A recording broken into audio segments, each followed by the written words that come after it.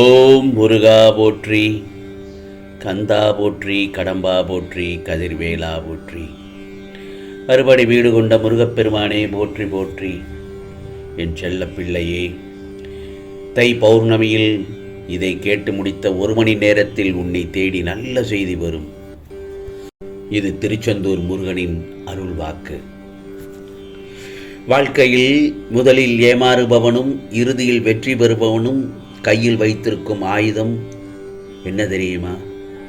அன்பும் நம்பிக்கையும் மட்டும்தான். எனவே முதலில் ஏமாந்தாலும் அன்பும் நம்பிக்கையும் வைத்திருந்தால் இறுதியில் வெற்றி பெறலாம் என்பதை நன்றாக ஞாபகத்தில் வைத்துக்கொள். உண்மையான அன்பும் பாசமும் வைத்தாய், இன்று கைவிடப்பட்டு விட்டாய். முழுமையான நம்பிக்கை வைத்தாய், ஆனால் துரோகிக்கப்பட்டு விட்டாய். நட்பு, உறவு, பாசம் என அத்தனை உறவுகளாலும் ஏமாற்றப்பட்டு இப்பொழுது நிர்கதியாய் நிற்கின்றாய். சில இடங்களில் எது உண்மை, எது பொய், எது போலி என, எது நிஜம் என தெரியாமல் கலங்கித்தான் போய்விட்டாய் என் செல்ல பிள்ளையே. ஏன் உன்னை சுற்றி அத்தனையுமே போலியாக இருக்கிறது என்று வியந்து கேட்கிறாயா? அடுத்தவர்களால் ஒருபோதும் நன்மை இல்லை என்பதை உணர்த்தவே அவர்களின் சுயரூபத்தை உனக்கு இப்பொழுது வெளிப்படுத்தினேன், புரிகிறதா? ஆனால் நீயோ அந்த இடத்தில் வெகுளியாக இருந்து விட்டாய். உன் அன்பான குணத்தையும் அப்பாவி தனத்தையும் அவர்கள் பயன்படுத்தி கொண்டார்கள். அந்த இடத்தில் பொருளையும் நம்பிக்கையும் நீ இழந்து விட்டாய், அவமானமும் பட்டாய். அந்த கெட்ட காலங்களை நினைத்து பார்க்க வேண்டாம். அவையெல்லாம் உனக்கு முட்களாக குத்தி கொண்டிருந்தவை.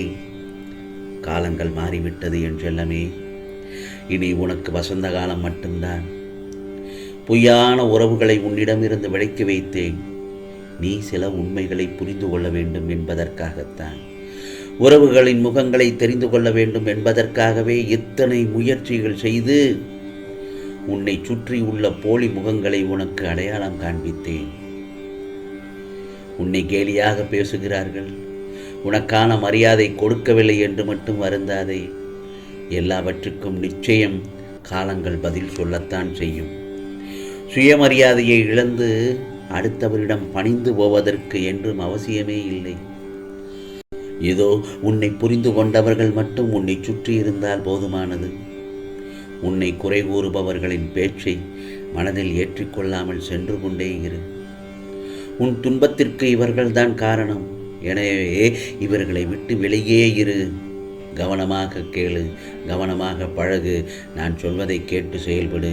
நிச்சயம் நாளை தை பௌர்ணமியில் உனக்கான நல்ல ஒரு செய்தி, இரட்டிப்பு மகிழ்ச்சியான செய்தி உன்னை தேடி நிச்சயமாக வரும் என் செல்லமே. இது முருகனின் அருள் வாக்கு. நீ இத்தனை நாள் எதை தேடிக்கொண்டிருந்தாயோ, எதற்காக அழைந்து கொண்டிருந்தாயோ, எதற்காக மனம் வருத்தப்பட்டு கொண்டிருந்தாயோ, அதெல்லாம் இப்போது உன் வாயிற்கதவை தட்டப்போகிறது. நீ செய்த செயல்கள் எல்லாம் கொஞ்சம் நஞ்சமா? ஆம் செல்லமே, அவ்வளவு நல்லதொரு நிகழ்ச்சியினை, நல்லதொரு நிகழ்வினை உன் வாழ்க்கையில் நடத்தி காட்டினேன். அவற்றை எல்லாம் நீ அனுபவித்து நல்லதொரு பதிலை எனக்கு சொல்லித்தான் ஆக வேண்டும். உனக்கான நல்ல நன்மைகள் பல நடந்து கொண்டிருக்கும் பொழுது நீ என்னை மறந்து விடுகிறாய் என் செல்லமே. அதே நேரத்தில் நீ கொஞ்சம் பிரச்சனையில் சிக்கிக் கொண்டாயானால் உடனே முருகா முருகா என்று என்னிடத்தில் கலங்கி ஓடோடி வருகிறாய், என் பிரச்சனையை தீருங்கள் என்று. ஏன்? சந்தோஷமான தருணத்திலும் என்னை நினைக்க வேண்டும். என்னை நினைக்க கூட வேண்டாம், ஒரு சின்ன ஒரு முருகா, இந்த நல்லதொரு நிகழ்வுக்கு நன்றி முருகா என்று ஒரு நன்றியாவது எனக்கு தெரிவிக்க வேண்டும்.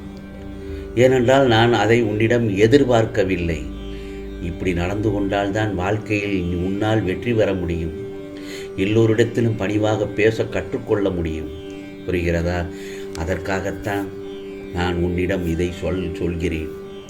நீ எனக்கு நன்றி கூறு என்று நான் சொல்லவில்லை. என் செல்லப்பிள்ளையை, உனக்கு நான் எப்படி பாதுகாப்பாக இருக்கிறேன் என்றது உனக்கு தெரியும். ஆனால் அந்த மாதிரியான தருணத்தில் நீ நன்றி சொல்ல மறக்கக்கூடாது. ஏன் உனக்கு ஒருவர் நல்லதை செய்தார், அவருக்கு நன்றி சொல்ல மாட்டாயா?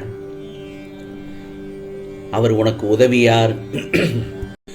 உதவி செய்தார் என்றால் உடனே அவருக்கு ஒரு நன்றி தெரிவிக்காமல் அந்த இடத்தை விட்டு நகன்று சென்று விடுவாயா? அப்படி சொல்லக்கூடாது என்பதற்காகத்தான் நான் இந்த மாதிரியான ஒரு நிகழ்ச்சியினை உன்னிடத்தில் சொல்கிறேன். நீ செய்த எல்லா செயல்களுக்கும் நான் கணக்கு வைத்துள்ளேன் என் செல்லமே. எல்லாவற்றையும் செய்துவிட்டு எப்படி நீ எந்தவித சலனமும் இல்லாமல் என் நாமத்தினை மட்டும் சொல்வது மட்டுமில்லாமல் என்கிட்டேயே உரிமையாக கோபித்துக் கொள்கிறாய் சில நிலங்களில். பரவாயில்லை, நான் அதை ஏற்றுக்கொள்கிறேன். உன் மனதில் பலவித கவலைகளையும் நீ செய்த தீய செயல்களையும் எண்ணங்களையும் போட்டு குப்பையாகத்தான் வைத்திருக்கிறாய். முதலில் அந்த குப்பையை தூக்கி ஏறி முழுமையான பக்தியை மட்டும் இந்த முருகப்பெருமானிடம் செலுத்து. உன் மனதில் உள்ள கெட்ட எண்ணங்களை அகற்ற நான் முயற்சி செய்து கொண்டுதான் இருக்கிறேன். உன்னுடைய சுபாவத்தை மாற்றிக்கொள். முதலில் உன்னுடைய வாழ்க்கையில் ஏற்பட்ட துன்பங்களை எல்லாம், துயரங்களை எல்லாம் அகற்றி உனக்குள் இருக்கிற அந்த கெட்ட சிந்தனைகளையும் அகற்றிவிடத்தான் இந்த முருகப்பெருமான் உன்னிடம் நான் வந்திருக்கிறேன். நான் சொல்வதை சற்று கவனமாக கேள். கொஞ்சம் காத்திரு. எல்லோருக்குமே நான் சொல்வது உடனே நடப்பதும் இல்லை. எல்லோருக்குமே நான் சொல்வது நடக்காமல் இருப்பதும் இல்லை.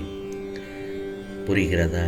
ஏனென்றால் அவரவர் செய்த கர்ம வினைக்கும் அவரவர் என் மீது கொண்ட நம்பிக்கைக்கு ஏற்றவாறுதான் நான் சொல்லும் சத்திய வாக்கு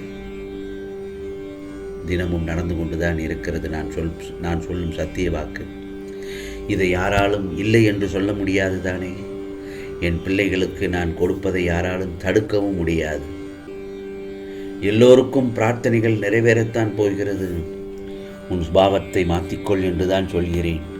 பிறருக்கு உதவி செய், நன்றி கூற மறக்காதே. உனக்கான நல்லதை செய்தவர்களை என்றும் வாழ்க்கையில் மறந்து விடாதே. ஆம் செல்லமே, உனக்கானது நீ பல நன்மைகளை செய்யும்போது உனக்கு உதவியவர்களை மறந்துவிடக்கூடாது. ஆகவே உன் பிரார்த்தனை எல்லாம் நிச்சயமாக நிறைவேறும் என் செல்லமே. அதாவது இந்த தை பௌர்ணமியில் இதை கேட்டு முடித்த 1 மணி நேரத்தில் நல்லதொரு செய்தி, இன்பமயமான செய்தி, மங்களகரமான செய்தி, நல்லதொரு செய்தி முகநூலில் அல்லது ஏதாவது ஒரு வகையில் உனக்கு இந்த செய்தியை, நல்ல செய்தியை தருவேன் என் செல்லமே. இது இந்த முருகப்பெருமானின் அருள் வாக்கு, சத்திய வாக்கு. ஓம் சரவண பவ, ஓம் சரவண பவ, ஓம் சரவண பவ.